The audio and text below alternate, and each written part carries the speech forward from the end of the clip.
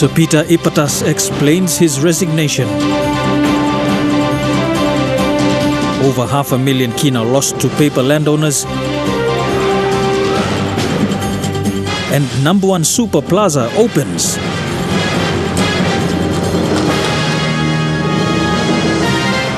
This is the National EMTV News with Meraba Tulo.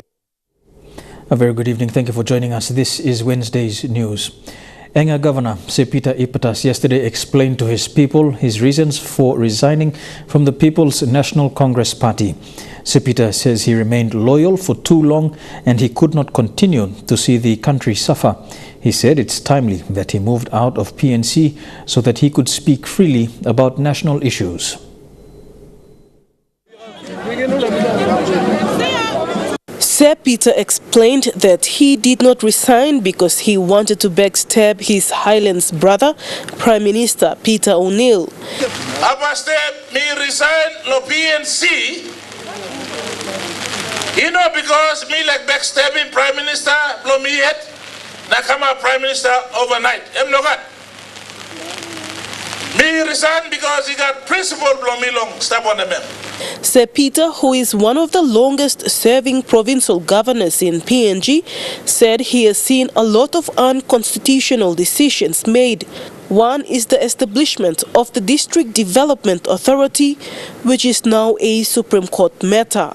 Sir Peter and other governors filed a Supreme Court reference stating it is unconstitutional to establish DDAs. Government staff, provincial government staff, local government staff, and constitution he talk long all must stop. So power na work must come up also. Law system belong them. That's all I must hear, Mr. Prime Minister. And me, harem talk belong me. Because me man belong be any process. Me man belong respecting rule of law. Suppose me not be any law na running province below you me. You black thing also in province by you grow na come up. Progressive also now you missed up. Sir Peter says he came out of PNC as a way of respect to the Prime Minister so that he can be free to talk about the decline of cash flow and the current economic crisis the country is facing. I make a this difference what them have. And big blood difference. Because you meet to the system of government and big blood too much. Me no na continue long stop the party belong him. Time leader belong party na work long disrespect him na down him no thinking belong him no DDA na policy belong him. So me decide also me must thinking long come outside long party belong him. Meanwhile, Sir Peter says if elected members of parliament want him to be the next Prime Minister, then he is available, but he will not lobby for the position. Vasinata Yama, National EMTV News, Mount Hagen. The draft Memorandum of Understanding of the Papua LNG gas project has not gone through the appropriate NEC approval process. This was according to the member for Kikori and Minister for Community Development, Soroi Ewe. He said the Gulf Provincial Assembly had been misled by the governor into agreeing and passing a PEC decision to support the recently signed MOU. In the air. This morning, the member for Kikori held a media conference to clear a misunderstanding on the Papua LNG Memorandum of Understanding between the state and Gulf Provincial Government. According to the member, the MOU has not been discussed and approved by the National Executive Council, and the governor's action to rush the MOU is illegal. MOU of that nature has financial and legal implication, and it must follow through government processes, one of which is to be cleared by the State Solicitor's Office. And that process has not been exhausted. At the Gulf Provincial Assembly last week, Governor Chris Iveta gave an update on the issues relating to the MOU. He said there are negotiations with the government for an additional 5% equity share, and certain arrangement will be made with the government and relevant stakeholders for the people to benefit from the project. However, the Kikori MP is concerned that the views of the landowners are not represented in this MOU. We need to discuss the different issues that are contained in that MOU, and landowners and LLGs, which is where Kikori DDA comes in. Their views must be contained in that. In my view, that has not been exhausted. The member has met and consulted with over 300 landowner representatives and leaders from the Papua LNG impacted areas prior to the signing of the gas agreement. The purpose of the meeting is to share correct information of the project and start a working committee to consult and conduct awareness with the people and to prepare for the upcoming development forum. AOA urged the governor to work with him in consulting and meeting the landowners. He said confusion and conflict is likely to result amongst the landowners if there is no consultation and awareness made. I want the best for my people. I want them to maximize. We're a small group of people. But one of my biggest ongoing concern is that how do we make use of this benefit coming to us? I don't want after 30 years down the line and find that there's nothing to show. That's one of the biggest problems this country faces. The draft MOU is set to be discussed and approved by the NEC after the parliament sitting this month. Rayon Lakingu National, MTV News. Over 500,000 kina was withdrawn yesterday by a faction who claimed to be the authority board members of the Moran Special Purpose Authority. Chairman Anthony Hamaka claims Intergovernment Relations Minister Kevin Isufu bypassed court orders and signed a consent allowing the bank to withdraw from development grants. Chairman Hamaka says the matter will be referred to court. Hamaka's term as chairman will lapse on the 13th of May 2020. Then how do you see local government President Long sanim call court na sanim consent order with the minister and to plus the money. Nabla authority is the outside. Suppose one place is the outside. Only wrong man. All Nabla man straight. Anthony Hamaka Chairman Blumibla HPBA was probably yet upon him long and now Mr. Term expired. Here with National MTV News this Wednesday. Among stories after the break, Nambawan Super opens a new plaza and NEC appoints new Vice Chancellor for UPNG. Stay tuned for the details.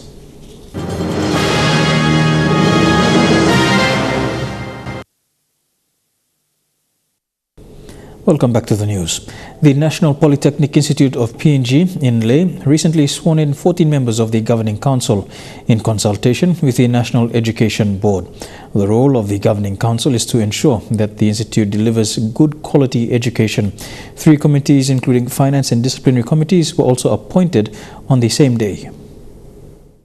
To promise and declare that I will well and faithfully serve.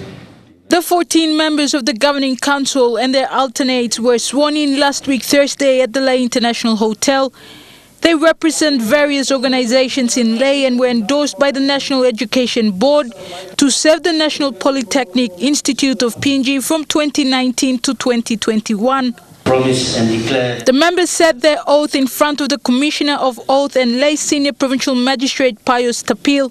It is the thing that I would like others to see so that they can follow, it's like a model. That because I show them the staff that your system is working. Only you don't go against the system. And then with the council around, then you cannot go wrong. The National Polytechnic Institute of PNG was established more than 40 years ago. The institute currently offers 6 trade courses and has over 1,000 students. The institute director Joselito Marcos says the institute needs more funding to build more dormitories in order to enroll more students. Marcos said the national institution is still waiting for the government's allocation of 1 million kina since last year. Most likely, as far as funding is concerned, the support of DHATS will be coming very helpful to us. Will be very helpful. The Governing Council chairperson and 3 committees, including disciplinary and finance, were also appointed during the swearing-in ceremony last week. The acting Vice Chancellor of PNG University of Technology, Dr. Ora Renagi, was appointed as the chairperson, and the Leh Metropolitan Deputy Superintendent Administration, Pauline Siaguru, was appointed as the head of the disciplinary committee. Julie Badui, OWA, National MTV News, Leh. The University of Papua New Guinea has a new Vice-Chancellor. Professor Frank Griffin was appointed by the National Executive Council and announced today by the UPNG Chancellor Robert Igara. Chancellor Igara stated that the consequence of the NEC decision and gazettal notice is that Professor Kenneth Sumbuk's appointment as acting VC of UPNG has been revoked. Ladies and gentlemen, for joining us today.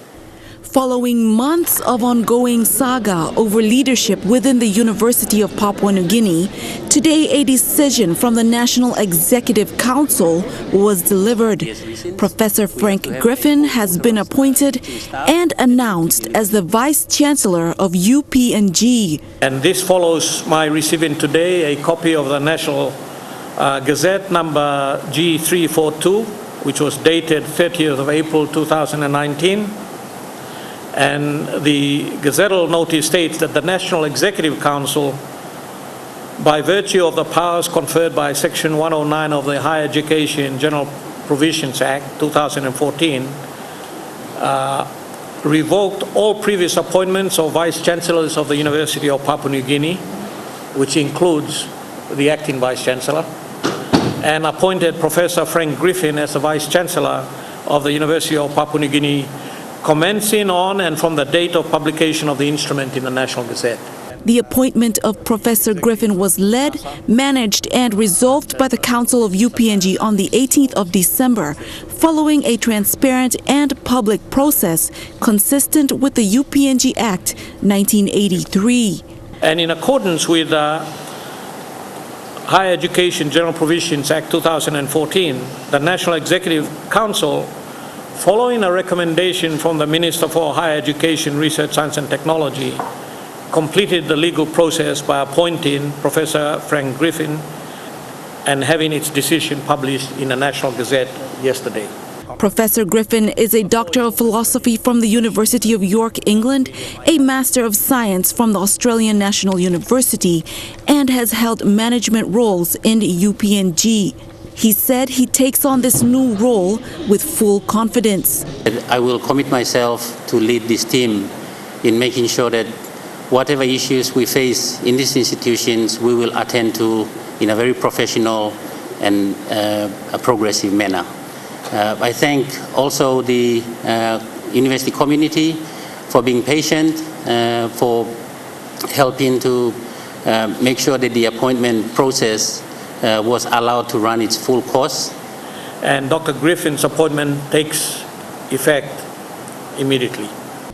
Lilian Soperakinea, National EMTV News. Among the graduates at the 64th graduation ceremony of the UPNG recently were international students. 3 were doctors who received Masters in Medicine, a profession highly in demand in their country of origin. They are Dr. Joe Wassall from Vanuatu, Dr. Michael Buin from Solomon Islands, and Dr. Raimundo dos Santos from Timor-Leste. Helen Sayre caught up with the doctors after receiving their awards. EMTV caught up with the 3 doctors as they were moving out of the Forum Square, where they had just received their master's degrees. Dr. Michael Buin from Solomon Islands and Dr. Raimundo dos Santos from Timor-Leste both graduated with Master of Medicine and Surgery, and Dr. Joe Wassall from Vanuatu was awarded with a Master of Medicine in Radiology. While it is a huge milestone for the 3, for Dr. Wassall, he now has a whole country depending on his return. Vanuatu does not have a radiologist yet, so I just want to say thank you to the Lord for the honor, the blessing and the great privilege to be the first and only radiologist in the Republic of Vanuatu. Dr. Dos Santos and Dr. Buin had been sponsored by their own countries, the Ministry of Health in East Timor and the Solomon Islands government respectively, while Dr. Wassall was sponsored by the New Zealand government to further their studies here at the University of Papua New Guinea, where they spent 4 years based at the university's medvac facility at 3 Mile in the nation's capital. When asked what comes next, the 3 doctors said they'd return home to serve in their home countries. I'm going back to work in the Solomons at the National Welfare Hospital as a surgeon there. I also want to thank you to the people of Papua New Guinea in general, specifically to UPNG and Port Moresby General Hospital.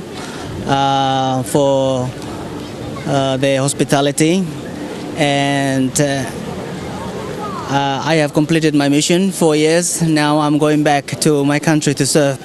God has a time and a plan for every season on earth, and I think this is the perfect time. I also would like to thank the government of PNG for the opportunity to come and train in this wonderful nation. Thank you. Helen Sia, National EMTV News. Representatives from contributors to Nambawan Super today opened the Super Fund's newest investment, Nambawan Super Plaza. Located within downtown Port Moresby, the centre completes the first precinct development that the fund has embarked on.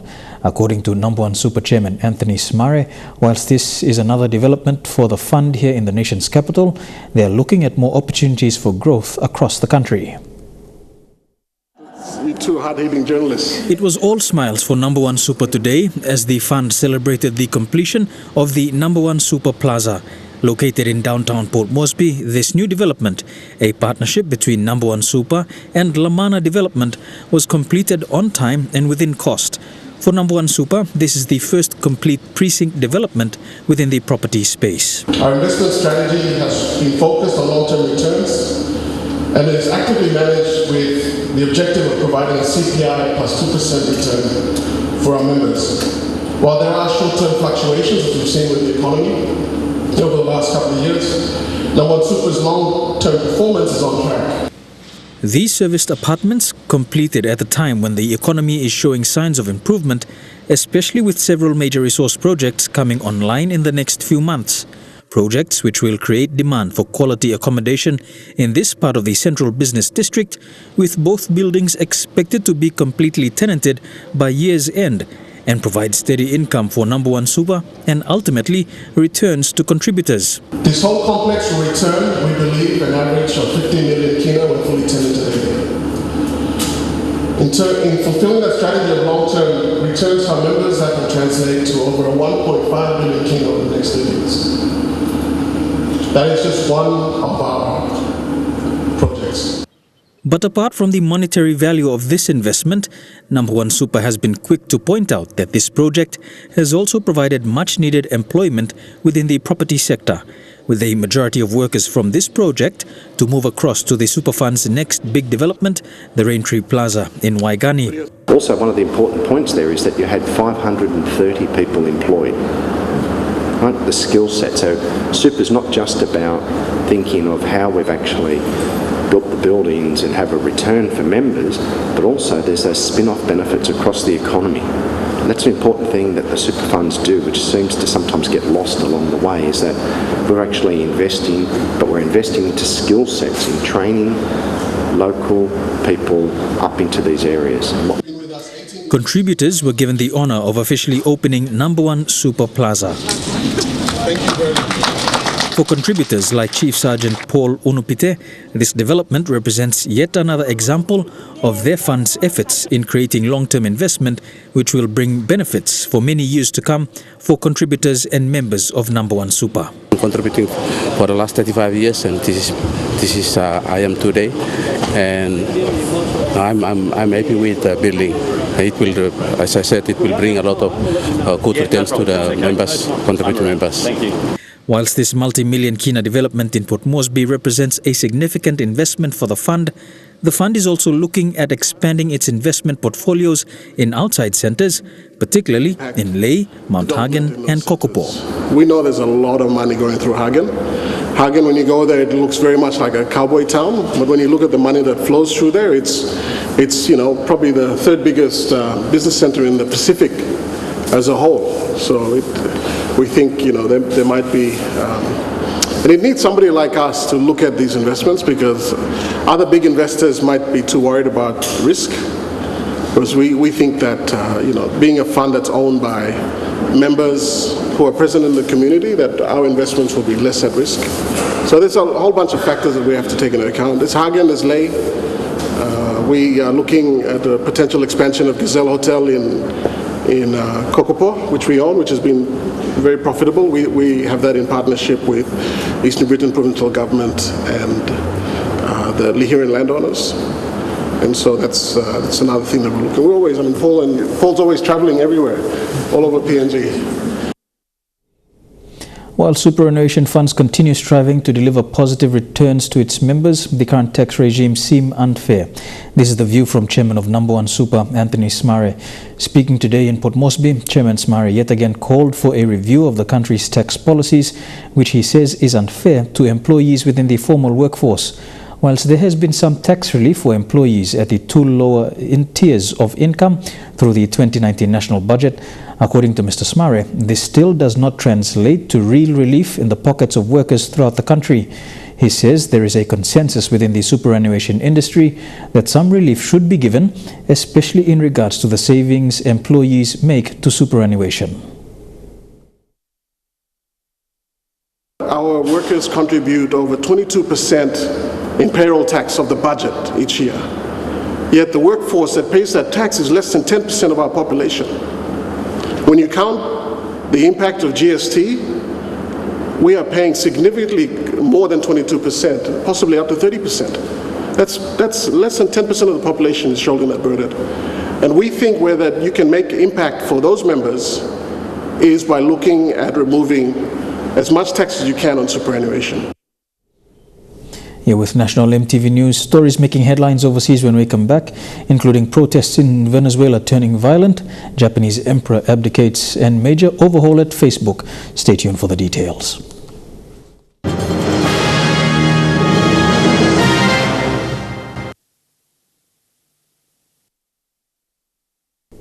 Welcome back to the news. Turning overseas now, more than 100 people have been injured during a violent uprising in Venezuela.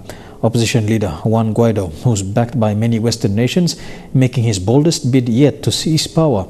But after a day of fiery clashes in the capital Caracas, President Nicolas Maduro says the coup has been defeated. While opposition supporters used stones, military loyal to President Maduro hit back with force, slamming this armoured vehicle into the protesters. The violent clashes escalated with numerous casualties. Protesters using Molotov cocktails to create fiery barricades. Others facing gunfire head-on. It all started at dawn outside a Caracas air base where opposition leader Juan Guaido urged Venezuelans and the military to join him to oust the sitting president Nicolas Maduro. It is the moment. The moment is now. Juan Guaido has already attracted a number of supporters from the military, those wearing blue bands. We do not want confrontation. We want peace. But those defectors were soon exchanging fire with their loyalist counterparts. Guaido insists it wasn't a military coup, but an effort to protect the country from President Maduro, who's widely accused of stealing last year's election, many blaming his regime for the country's humanitarian and economic crisis. More than 50 countries worldwide have called for Maduro to step down, including the US. We want as our principal objective the peaceful transfer of power, but I will say again, as the President has said from the outset, all options are on the table. March on in the streets and insist to the military. We know now that they don't respond to Maduro, so we keep going. But as the day progressed, it was hard to gauge who had the momentum. President Maduro later appeared on national television claiming the coup was defeated and promising protesters would be punished. We have to identify all those people who fired weapons and submit them to justice. There can be no impunity. There must be justice for there to be peace in Venezuela. But on YouTube, Juan Guaido hit back. We know that Maduro does not have the support nor the respect of the armed forces, much less the people of Venezuela. Calling on those people to join him again on the streets tomorrow in further protest. A new era arises tonight in the land of the rising sun after Emperor Akihito became the first Japanese monarch to abdicate in 200 years. His son, 59-year-old Crown Prince Naruhito, is now the emperor. It's a mainly symbolic but revered role, once seen as a human deity. When 85-year-old Akihito was born in 1933, war was brewing for one of the most powerful countries in the world. He ascended the throne in 1989, breaking with tradition by making closer connections with the public, promoting peace and compassion. He was also the first emperor to marry a commoner. Here's more details and reactions. a vision of modernity in a dinner suit for the oldest ruler in royalty. Flanked by his younger brother, Emperor Naruhito ascended the chrysanthemum throne at the Imperial Palace in Tokyo. In 7 minutes, steeped in symbolism but slim on pomp, he had become Japan's 126th emperor. But the formalities weren't over. Joined by his wife, who was forbidden from watching the previous ceremony, Emperor Naruhito made his first speech. I sincerely pray for the happiness of the people and the further development of the nation, as well as the peace of the world. Outside the palace, crowds gathered to ring in the new era, Reiwa, meaning beautiful harmony. And on this spring day, they were full of hope. I hope it will be the era where we can be compassionate and have the spirit to help each other. I hope the new era will see a nation where young people can have even more proactive roles. Emperor Naruhito vowed to show the same compassion to people as his father, who helped mend ties with Japan's wartime foes. Emperor Naruhito is the first member of Japan's royal family to study overseas, spending several years at Oxford. In 2002, he visited New Zealand with his wife. A former New Zealand ambassador to Japan met them then. He just comes across as a very down-to-earth person, a person who's international, very international, very comfortable in English, and at the same time very steeped in Japanese culture and traditions. But it's difficult to ignore one tradition. Women are forbidden from ascending the throne, meaning his only child, a daughter, will never take his place.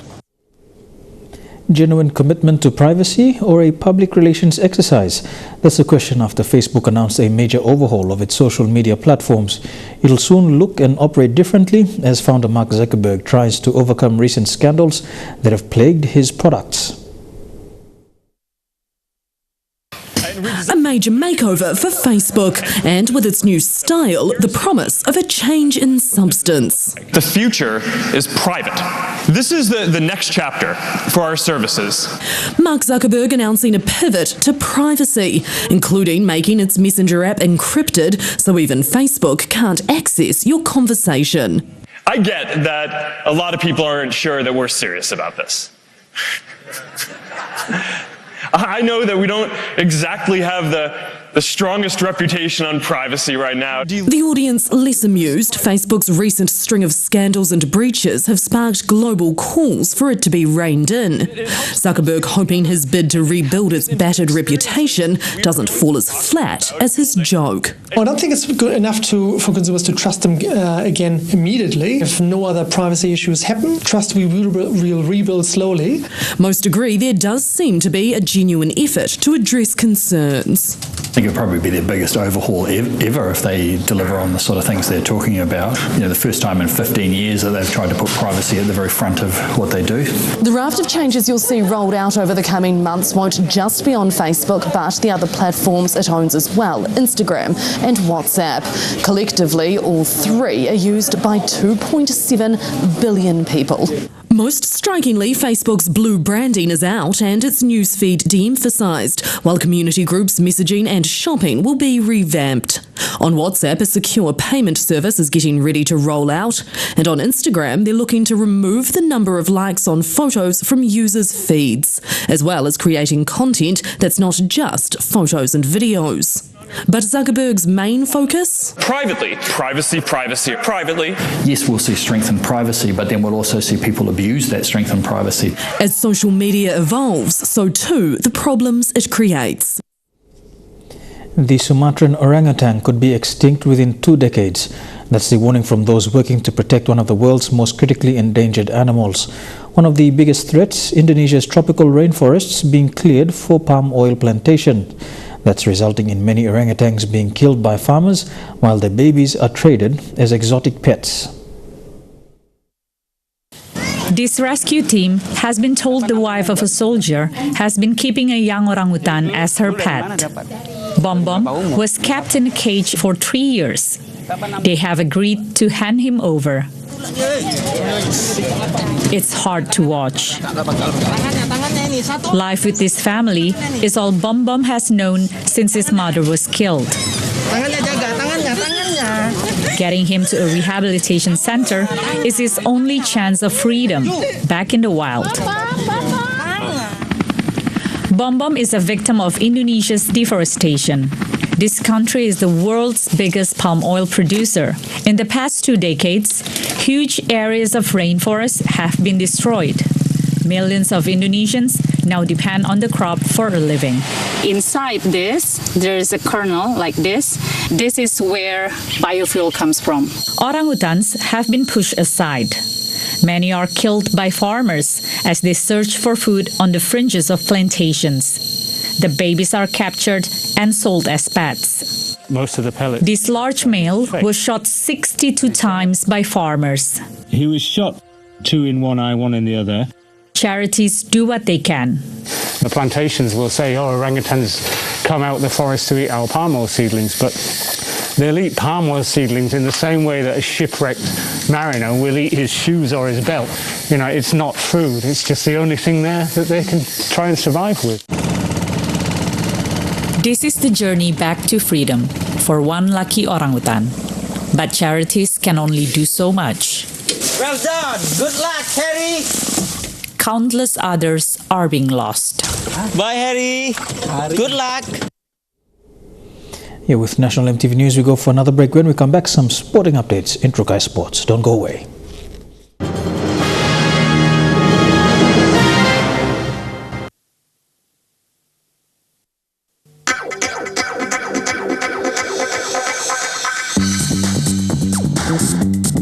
Trukai Sports.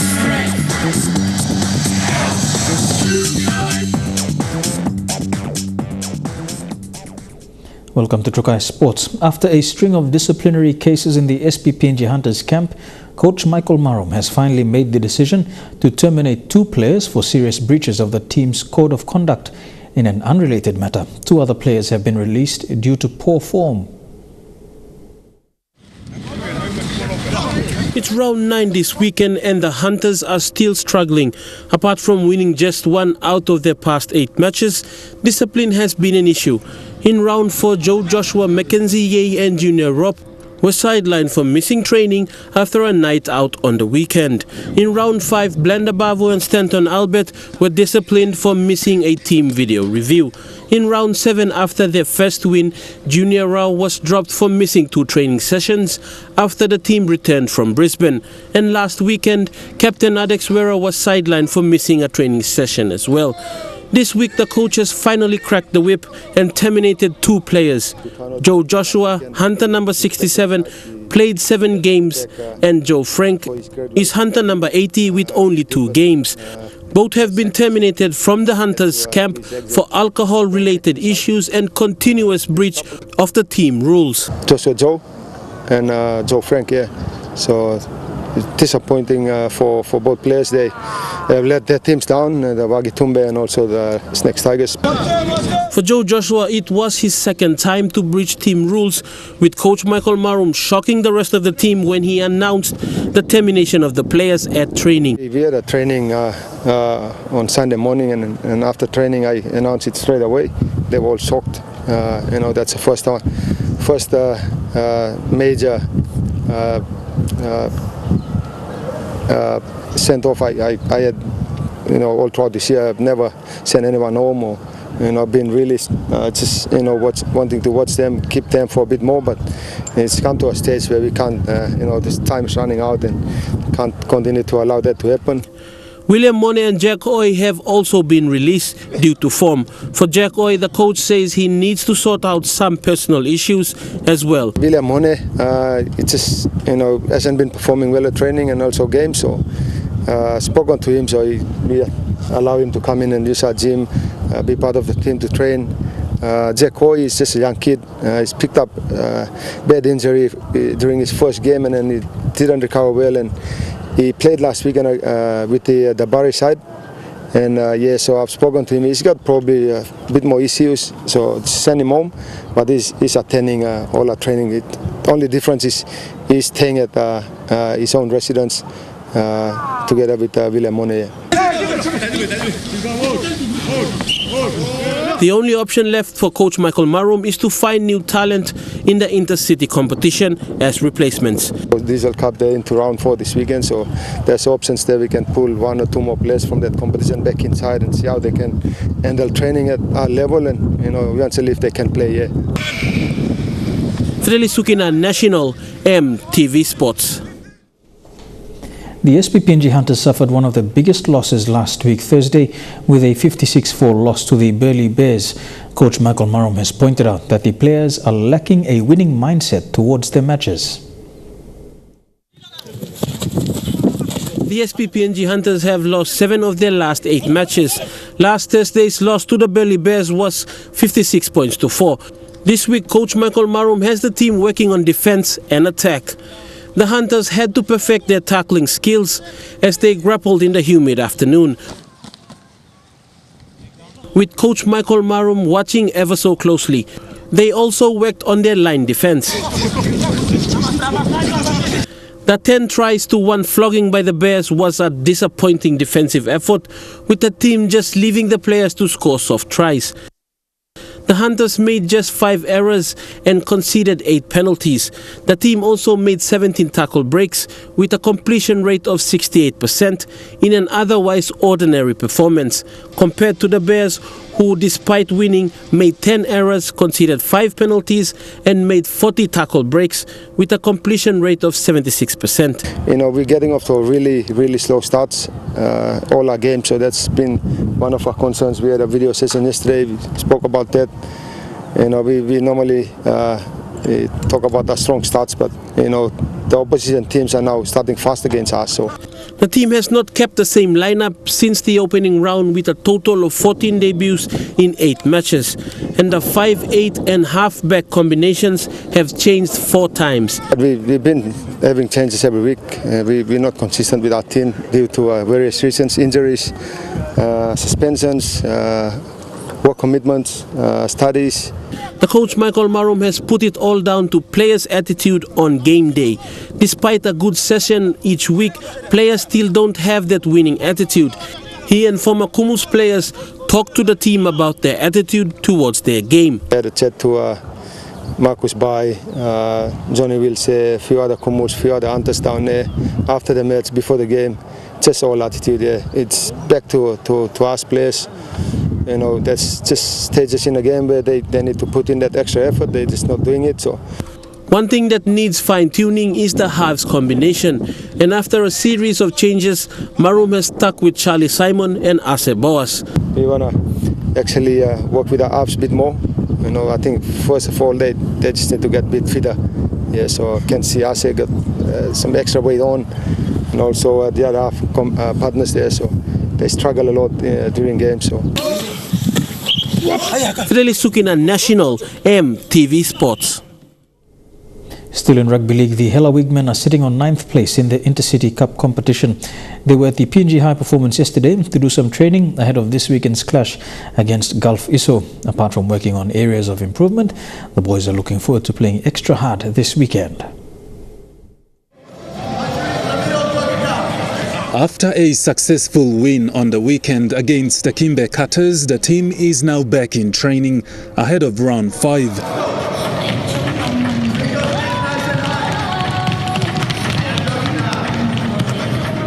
With 1 win and 3 losses, assistant trainer Peter Andrews says after identifying their weaker areas, this week's training is about strengthening key areas. The team mostly contained around a much younger side. Experience is what's lacking, but reckons with few of the experienced players on board, the team should be able to find its feet and make its way up. With the team positioned on the 9th spot on the ladder, winning over the ISOs this coming weekend would mean a lot to the team as they look forward to hopefully change positions to at least 5th or 6th place on the ladder.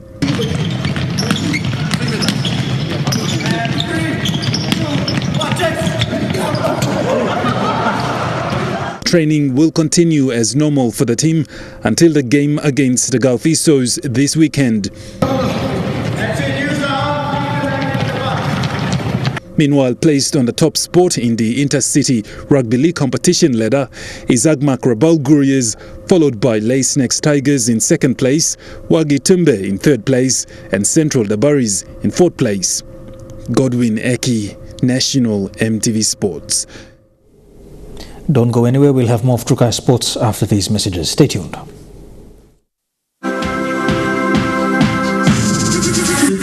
Trukai Sports.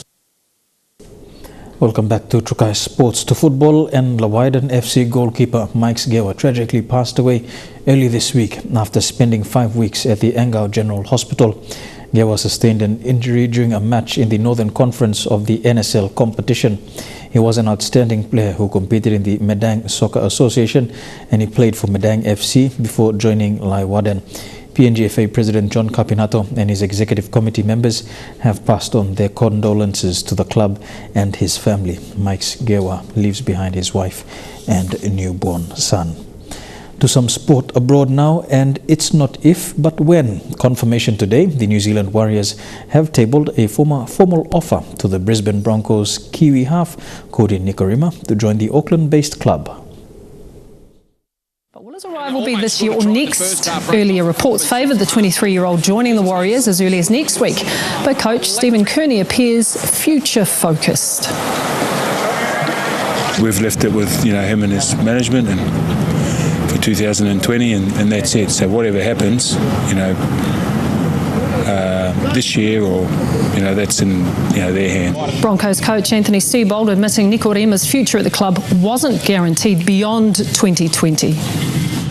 Warriors have offered him a substantial financial deal for 4 years, which Cody's got a young family to consider. Seibold says the situation will be readdressed and a resolution found following tomorrow night's blockbuster against the Rabbitohs.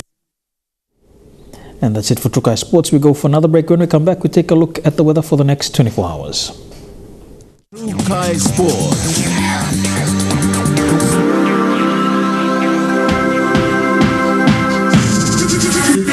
Trukai Sports.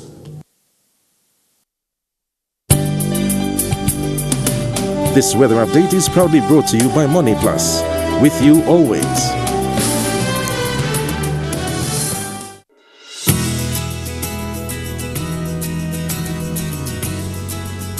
A look at the weather forecast for the next 24 hours in the southern region. Mostly fine in Port Moresby and Popondetta. A shower or two in Daru, Kerma and Alotau. To the Momasa region, fine becoming cloudy later on for Ley and Wau. Brief showers in Medang, Wewak and Vanimo. To the New Guinea Islands region, a shower or two all across the region in Lorengau, Kavieng, Kokopo, Rabaul, Kimbe and Buka. And in the Highlands region, the major centres Mount Hagen, Goroka, Kundiawa, Mendi and Wabeg can all expect fine weather over the next 24 hours. To look at the forecast for small ships, but first there is a renewal of a strong wind warning for all coastal waters. Strong southeasterly winds, surge of 25 to 34 knots are expected to continue for the next 24 hours, causing rough sea and swells. All small craft and boats are advised to take the necessary precautions before and after going out to sea. A look at the forecast for small ships for the next 24 hours. Waters of southern PNG Indonesian border through Torres Strait and Daru to Kiwai Island to Kerma, Yule Island, Hood Point, Aroma Coast to Samurai Island, seas 2.5 to 3 meters. Waters of eastern and western Milne Bay Island, seas 2 to 2.5 meters. Waters of Samurai Island to Cape Vogel, Finchafen, with waters of Long Island to Medang, Bogia, Wewak, Aitape, Vanimo, and the northern PNG Indonesian border. Waters of Manus and its western group of islands, and waters of New Ireland to New Britain to Bougainville, sea 0.5 to 1.3 meters. Waters of Finchafen through Vitias and Dampier Strait to Siasi Island to Long Island, sea 0.5 to 1.5 meters.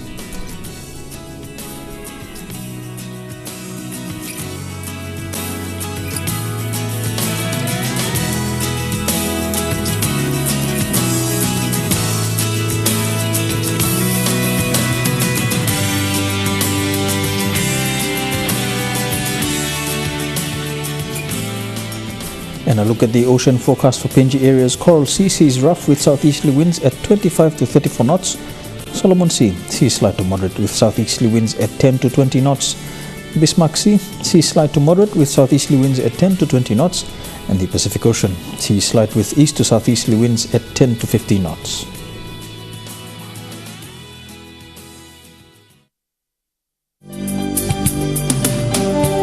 The weather update was proudly brought to you by Money Plus, with you always.